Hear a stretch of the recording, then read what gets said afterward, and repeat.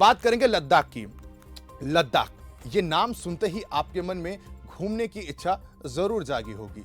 वाकई ये जगह धरती पर स्वर्ग ही है, लेकिन आज लद्दाख अपने अस्तित्व के लिए संघर्ष कर रहा है। ऐसा यहाँ क्या हुआ है जिसने कड़कड़ाती ठंड में लोगों को सड़कों पर उतरने के लिए मजबूर कर दिया है? जम्मू कश्मीर और लद्दाख में पारा शून्य से नीचे लुढ़का हुआ है। दोनों केंद्र शासित प्रदेश में हार्ट कपा देने वाली ठंड के साथ बर्फबारी हो रही है। इसे लेकर लोगों को घरों में रहने की सलाह दी जा रही है। इसके बावजूद लद्दाख में सैकड़ों लोग सड़कों पर उतर आए।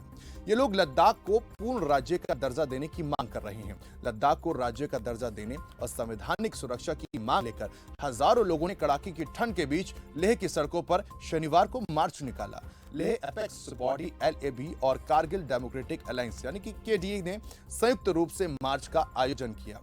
हजारों पुरुषों और महिलाओं ने जमा देने वाली तापमान के लेह के मुख्य शहर में मार्च किया और नारे लगाते हुए लद्दाख को राज्य का दर्जा, संविधान की 6ठी अनुसूची को लागू करने और लेह और कारगिल जिलों के लिए अलग संसद सीटों की मांग की है। केंद्र ने पहले ही लद्दाख के लोगों की मांगों को संबोधित करने के लिए गृह राज्य मंत्री नित्यानंद राय की अध्यक्षता में एक उच्च अधिकार प्राप्त समिति का गठन किया। लद्दाख के लोगों का कहना है कि वो केंद्र शासित प्रदेश में एक अंतहीन नौकरशाही शासन के तहत नहीं रह सकते। उन्हें पूर्ण राज्य का दर्जा चाहिए, जहां पर शासन करने के लिए अपने प्रतिनिधियों को चुनते हैं। बता दें कि दिसंबर 2023 में केंद्र ने लद्दाख में अपनी पहली बैठक की थी, जिसमें लेह और कारगिल के दोनों निकायों में अपनी मांगे प्रस्तुत करने को कहा गया था। लद्दाख को 2019 में केंद्र शासित प्रदेश का दर्जा मिला था। उसके बाद से लद्दाख को संविधान की 6ठी अनुसूची में शामिल करने की मांग ने जोर पकड़ लिया।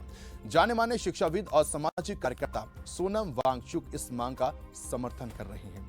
उन्होंने सोशल मीडिया प्लेटफॉर्म X पर लिखा, लद्दाख की मन की आखिरी बात। 3 फरवरी को लद्दाख ने लोकतंत्र की स्थापना और संविधान की 6ठी अनुसूची के तहत सुरक्षा के लिए अपनी सबसे बड़ी रैली की। 20,000 लोग इस रैली में शामिल हुए, जो लेह लद्दाख के वयस्क जनसंख्या के 1/4 हैं। लद्दाख के लोग राज्य को पूर्ण दर्जा दिए जाने और संविधान की 6ठी अनुसूची को लागू करने की मांग कर रहे हैं। उनकी मांगों को समझने के लिए संविधान की 6ठी अनुसूची क्या है, इसे समझने की बेहद जरूरत है।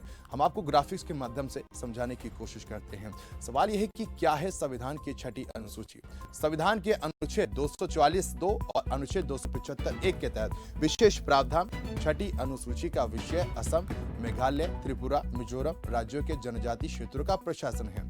बार दलोई कमेटी की सिफारिशों पर संविधान में इस अनुसूची को जगह दी गई है। 6ठी अनुसूची के तहत जनजातीय क्षेत्रों में स्वायत्त जिले बनाने का प्रावधान है। राज्य के भीतर जो है इन जिलों को विधायी, न्यायिक और प्रशासनिक स्वायत्तता मिलती है। राज्यपाल को इन जिले की सीमा घटा बढ़ाकर परिवर्तन करने का अधिकार है और अलग अलग जनजातियां हैं तो कई ऑटोनॉमस डिस्ट्रिक्ट बनाए जा सकते हैं। हर स्वायत्त जिले में एक ऑटोनॉमस डिस्ट्रिक्ट काउंसिल ADCS बनाने का भी प्रावधान है। अधिकतम 5 साल के कार्यकाल वाली ADC में 30 सदस्य हो सकते हैं। इस काउंसिल को भूमि, जंगल, जल, कृषि, ग्राम परिषद, स्वास्थ्य, स्वच्छता, ग्राम और नगर स्तर की पुलिसिंग, विरासत विभाग, तलाक, सामाजिक रीति रिवाज और खनन से जुड़े कानून नियम बनाने का हक है।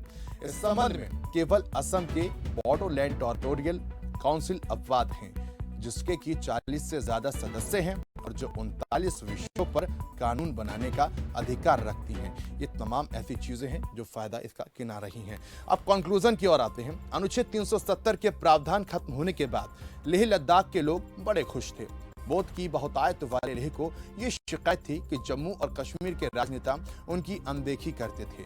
5 अगस्त 2019 को जब केंद्र सरकार ने भारत के सबसे उत्तरी राज्य का संवैधानिक दर्जा बदला, तब बदलाव की उम्मीद जगी। बाद में यह पता चला कि UT बनने के बाद जम्मू और कश्मीर की विधायिका तो होगी, पर लद्दाख की नहीं। पहले की विधानसभा में क्षेत्र के 4 विधायक होते थे, अब पूरा प्रशासन ब्यूरोक्रेट्स के हाथ में है, जिससे कि कई लोगों को लगता है कि अब सरकार उनसे और दूर हो गई है। ऊपर से जम्मू और कश्मीर को डोमिसाइल नीति में बदलाव से इलाके की भूमि, रोजगार, डेमोग्राफी और कल्चरल पहचान जो है वो खत्म होने का डर बढ़ा रहा है। अभी लेह और करगिल में 2 हिल काउंसिल हैं, लेकिन वो 6ठी अनुसूची में नहीं है। उनकी शक्तियां कुछ लोकल टैक्सेस और केंद्र से मिली जमीन के इस्तेमाल तक सीमित हैं। सितंबर 2019 में राष्ट्रीय अनुसूचित जनजाति आयोग ने लद्दाख को छठी अनुसूची में शामिल करने की सिफारिश की थी और कहा कि नए केंद्र शासित प्रदेश की 97% से ज्यादा आबादी जनजाति है। वहां देश के दूसरे हिस्सों से जमीन खरीदने और अधिग्रहण पर पाबंदी है। अलग सांस्कृतिक विरासत है जिसे संरक्षण की जरूरत है। अभी तक छठी अनुसूची में पूर्वोत्तर से इतर किसी इलाके को शामिल नहीं किया गया है। यहां तक कि मणिपुर, जहां कुछ इलाकों में जनजातियों की बहुलता है, वहां की ऑटोनॉमस काउंसिल भी छठे शेड्यूल का हिस्सा नहीं है।